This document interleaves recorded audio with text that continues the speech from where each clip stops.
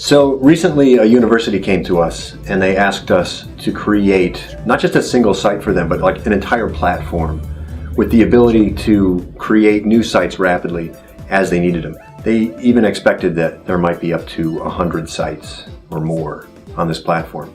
And they knew that they wanted each platform to do specific things. They wanted to be able to have an editorial workflow so that some people could create content but not publish it, others could publish it. They also wanted specific themes, at least 3 different ones that various departments could choose. And they had this desire to make it so that they could keep revisions of pages.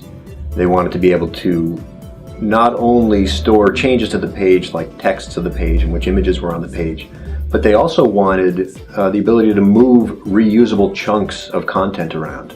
And in Drupal, those are called blocks. But they wanted something a little more. Normally you kind of put a block on there and you tell it where you want it to appear and when.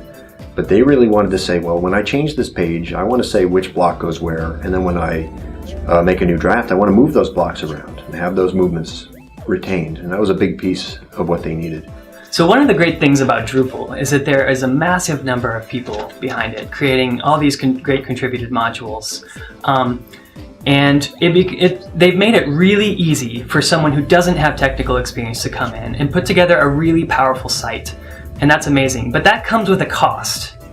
And so the costs associated with that are that as you begin cobbling together all these different contributed modules that people have put out there, there are weaknesses in the integration points. And so what happens is, over time, as you put these pieces together, what some are calling the open buffet syndrome, it impacts a number of things. 1, it slows down the performance of the site.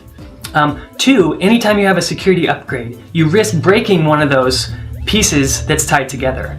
And so over time, what we've learned from experience is that the real costs over the lifetime of a project come from the decisions that you make during their initial development.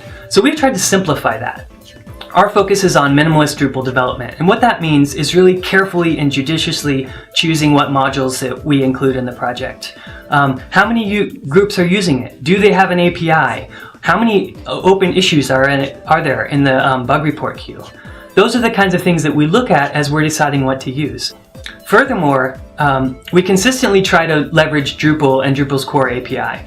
So within Drupal, there's always 10 ways to solve any problem. But the question we often ask is, how does Drupal do this? How do the core modules do this? So we'll actually go in, crack open the code, look at what they're doing, and do it that way, rather than choosing some other way that may be quicker in the short run to just knock it out, throw some code in there, but in the long run causes vulnerabilities and weaknesses in the system.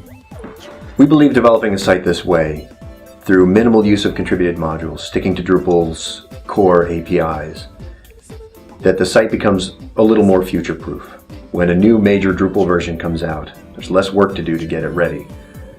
We think that minimizing the interactions between contributed modules and doing a little more custom code keeps surprises from happening, where one module makes something happen that was unexpected and we didn't plan for it.